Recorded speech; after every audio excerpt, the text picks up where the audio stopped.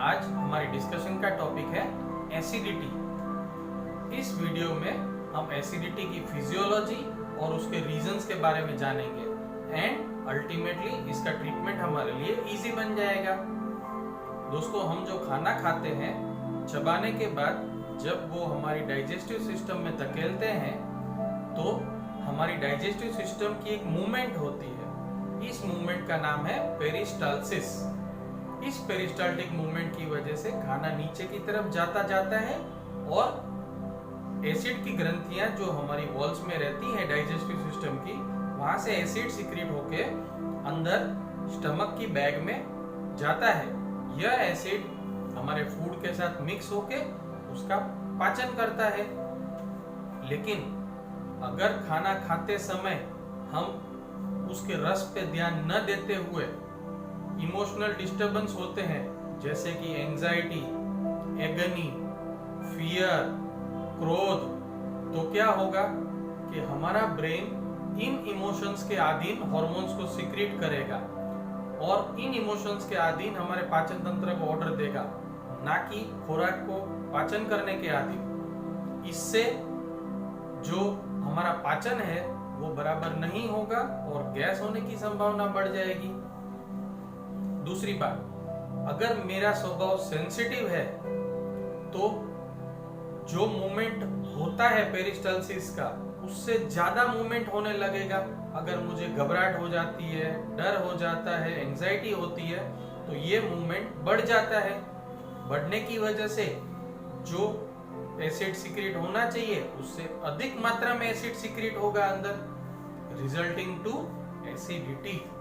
लंबे टाइम तक अगर ये एसिड सीक्रेशन चलता रहा तो हमारे अंदर किस प्रकार की नुकसानी कर सकता है।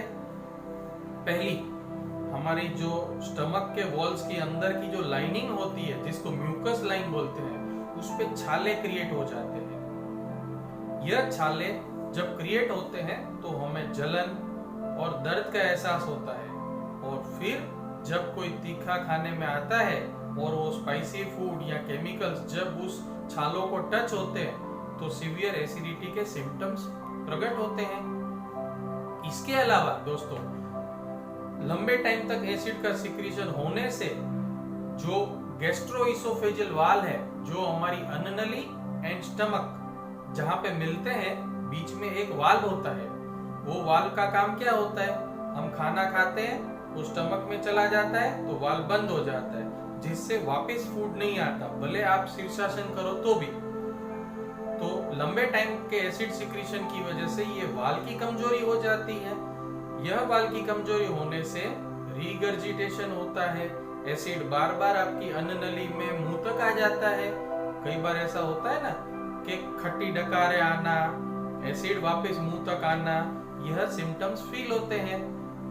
तो इन सभी सिम्टम्स को हम एक ही हेडिंग के नीचे मैच करेंगे, एसिडिटी। तो अब दोस्तों, ये कारण और फिजियोलॉजी जानने के बाद अब इसका इलाज कैसे किया जाएगा। सुजोग कोरेस्पोंडेंस सिस्टम के अनुसार एक उंगली में हमारा शरीर होता है, जिसको कहते हैं इंसेक्ट कोरेस्पोंडेंस सिस्टम। इसमें जो 3 फेलेंजेस होते हैं, ये पहला फेलेंज, ये बीच वाला और ये नीचे वाला फेलेंज। इस फेलेंज में यह जॉइंट से जरा सा नीचे हमारे स्टमक के पॉइंट्स होते हैं। इस एरिया में आप क्रिस्टल बॉल ढूंढ के किसी प्रोब की मदद से या ब्लड पेंसिल की मदद से आप इस क्रिस्टल बॉल को ढूंढो जो पेनफुल होगा, और उस क्रिस्टल बॉल पे मसाज करना है तब तक जब तक वो लाल ना हो जाए। आधे मिनट, 1 मिनट या 2 मिनट के मसाज के बाद आपको तुरंत एसिडिटी के लक्षणों में काफी फायदा दिखाई देगा। यह है कोरेस्पोंडेंस सिस्टम। यदि आप 6 की थियरी जानते हैं तो आपको यदि जलन होती है तो ह्यूमिडिटी, या यदि अगर रीगर्जिटेशन हो रहा है तो विंड, इन दोनों को सेडेशन करना है और इनके साथ अकॉर्डिंगली आप हीट सेडेशन या हॉटनेस सेडेशन का सहयोग भी ले सकते हैं। ट्रायोरिजिन कॉन्शियसनेस के आधार पे यदि हम इसकी मुद्रा मंत्रा सुयोजित करें तो उसमें इस राइट हैंड की जो इंडेक्स फिंगर में जो स्टमक का कॉरस्पॉन्डेंस हमने बताया उसको आप अपने अंगूठे की टिप के माध्यम से टच करना है।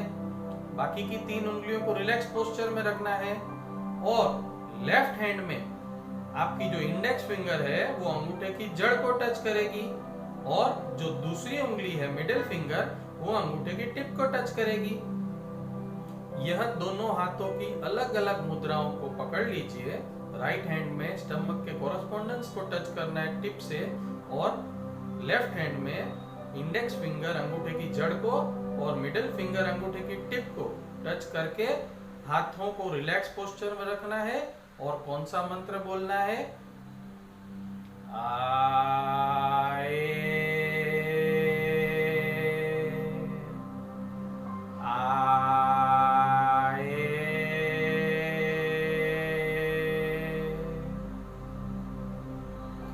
इस मुद्रा मंत्र को दिन में 2 बार प्रति बार 3-3 मिनट तक करने से आपके स्टमक में ज्यादा उद्भव होने वाला एसिड धीरे धीरे कम होता जाएगा और आप इस हठीली बीमारी से निजात प्राप्त कर लेंगे।